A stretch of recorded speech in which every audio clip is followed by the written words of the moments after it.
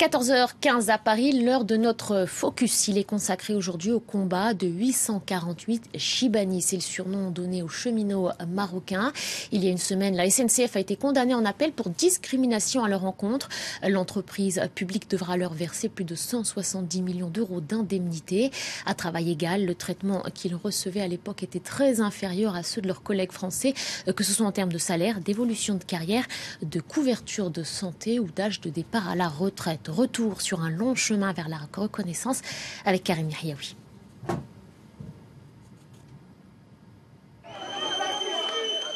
La Cour d'appel de Paris a rendu son verdict.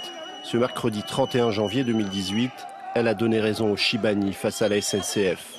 Une victoire de ces vieux cheminots marocains qui laissent éclater leur joie et portent en triomphe leur avocate. La SNCF est condamnée pour discrimination. L'excitation retombe, beaucoup s'arrêtent un instant sur le chemin parcouru. Aujourd'hui, on respire et je tiens à le dire, on pense souvent à nos amis qui sont décédés, qui sont partis avant de connaître cette victoire. Une voie ferrée abandonnée, dévorée par les ronces. Nous sommes à Trappes, en banlieue parisienne. Ici, dans les années 80, des cheminots marocains ont travaillé à main nue pour poser ces rails. Aujourd'hui, ils ont vieilli, on les appelle Chibani, littéralement cheveux blancs. Monsieur Hadjou se souvient des conditions de travail difficiles. Sa retraite, il l'a prise seulement en 2015 à 70 ans, contre 55 ans pour ses collègues français. Nous, c'est nous qu'on a fait les terrassements, c'est nous qu'on a posé cette voie. Et depuis ce temps-là, il s'appelle la voie des immigrés. Il n'avait rien, il n'avait que le terrain là. Donc on a tout donné, notre santé, notre tout. Et à la fin, on est considéré comme rien du tout, quoi. Donc j'ai 2 enfants qui sont à la SNCF. J'ai un qui n'a même pas 10 ans à la SNCF, il est plus gradé que moi, que j'ai fait 43 ans. Comme Monsieur Hadjou, beaucoup de ces Chibani sont arrivés dans les années 70. Souvent dans le cadre d'un accord avec la Société des chemins de fer marocains. Ils accusent la SNCF de les avoir cantonnés dans les postes les plus ingrats, sans espoir d'évolution, ne bénéficiant quasiment d'aucun des avantages dont jouissaient leurs collègues français. Les Chibani faisaient un travail de cheminots, c'était des cheminots par définition, mais mis dans une autre case. Ce qui permettait de les discriminer. C'était ce qu'ils ont appelé la clause de nationalité. Parce que on veut bien les prendre pour faire le même boulot, mais à des conditions pourries. Cette prise de conscience va pousser les Chibani à engager un bras de fer avec la SNCF. En 2015, un tribunal des prud'hommes leur donne raison, tandis que la SNCF refuse presque systématiquement de s'exprimer sur ce dossier et se retranche derrière la clause de nationalité. Aux abords de la gare de l'Est, dans un local prêté par un syndicat où les cheminots marocains ont l'habitude de se retrouver, ils se souviennent du début de leur combat. En 1998, qu'un chef de gare, ici à la gare de l'Est, il était voir mes collègues, il a dit « Comment ça se fait? Vous travaillez le même travail et vous n'êtes pas traité le même traitement comme les autres. » Moi, quand j'ai commencé le combat, je n'ai pas commencé pour l'argent. J'ai commencé pour la dignité des contractuels. Cette dignité, elle est importante pour les Chibani, mais aussi pour leurs enfants. La plupart de ces derniers connaissent l'histoire de leur père. Et un certain nombre d'entre eux ont décidé d'être à leur côté. C'est le cas de Majdelil et Wafa, que l'on rencontre dans un appartement du Kremlin-Bicêtre. Bonjour, je vous en prie. Wafa est venu avec son père. Il refuse d'abord de s'exprimer, puis se penche sur quelques vieilles photos. Nous, on était jeunes quand on venait à la chapelle. Au 61 rue de la chapelle. On est tous des Marocains qui travaillent ici. On travaille dans le fourgoin et le Louis, tout ça. Wafa nous montre un contrat de travail de l'époque qui stipule une égalité de traitement et de salaire.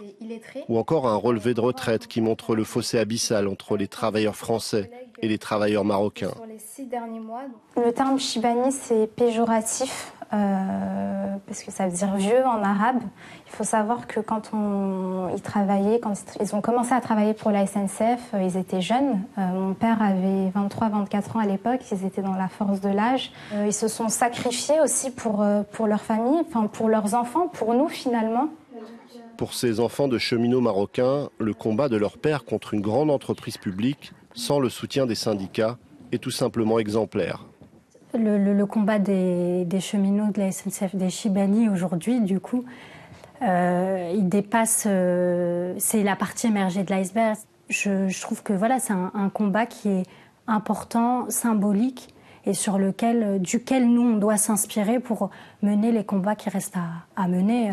Pour ces jeunes issus de l'immigration, l'histoire de leur père est une histoire de sacrifice. Mais c'est aussi l'histoire de plusieurs générations de travailleurs, celle des Africains, des Marocains, Tunisiens, Algériens, qui ont offert leur jeunesse sur l'autel de la reconstruction ou de la croissance. Le combat des Chibani de la SNCF le rappelle avec force. Voilà donc pour ce focus signé Karim Yahioui, vous pourrez le retrouver sur notre site internet. On va tenter d'aller plus loin sur ce sujet avec vous. Narges Keyani, bonjour. Bonjour. Vous êtes sociologue, post-doctorante au Centre d'études de l'emploi et du travail à l'Institut des sciences sociales et politiques. Merci d'avoir accepté l'invitation de France 24. Alors on vient de le voir dans le sujet de Karim, il va y avoir réparation financière à hauteur de 170 millions d'euros. Mais est-ce que la SNCF a présenté des excuses à ces travailleurs ? Alors, pas exactement. C'est-à-dire que pour les audiences que j'ai pu observer dans le cadre de l'enquête que je mène avec mon collègue Vincent Arnaud-Chape, ce qu'on a vu, c'était que la SNCF, et en tout cas les avocats de la SNCF, se retranchaient derrière la légalité du statut de contractuel étranger.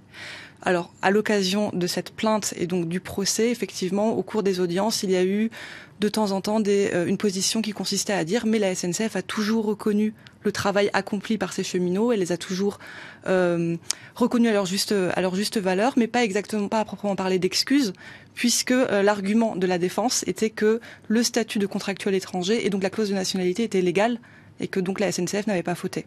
Et comment expliquer que les syndicats ne se soient pas saisis de cette injustice à l'époque ?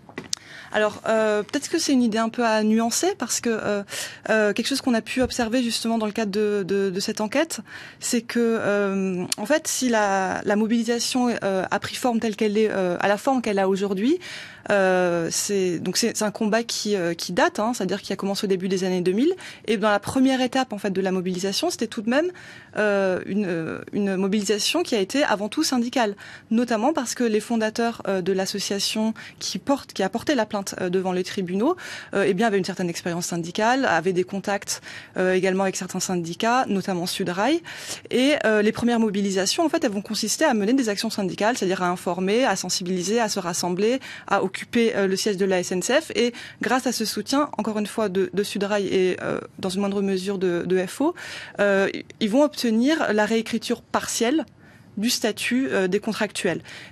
Après cette négociation en 2004, effectivement, les cheminots marocains, les contractuels marocains vont considérer que c'était insuffisant, ce qu'ils avaient obtenu, et vont se lancer dans un long combat judiciaire. Et effectivement, là, les syndicats vont se mettre un peu en retrait, mais le soutien logistique de Sudrail, en tout cas pour ce que nous on a vu, était toujours présent. Et d'ailleurs, cette action s'est organisée dans ce cadre. Très bien, vous faites bien de le préciser. Narges Keyani, en ce qui concerne les enfants des disparus, puisque ces indemnités concernent 848 Chibani, d'autres travailleurs ne sont plus de ce monde, est-ce que leurs enfants, est-ce que leurs descendants peuvent prétendre à des indemnités ? Oui, et d'ailleurs, parmi les plaignants, on a des ayants droit. Et qui sont là pour au même titre que, alors sous un statut différent, mais qui font partie des plaignants. Donc on a des plaignants qui sont des ayants droit quand malheureusement les cheminots sont décédés.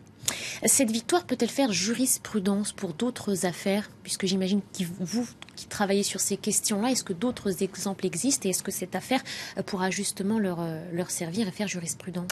Alors c'est peut-être un peu tôt pour évaluer l'effet à long terme de cette décision. Ceci dit, c'est quand même une décision qui est importante et symboliquement, comme le dit une de vos interviewées, mais aussi dans la pratique, parce qu'on peut très bien concevoir que, imaginer que dans d'autres combats, les avocats de plaignants ou des salariés eux-mêmes puissent se référer à cette décision pour pousser les juges à interpréter dans ce sens des situations qui seraient similaires.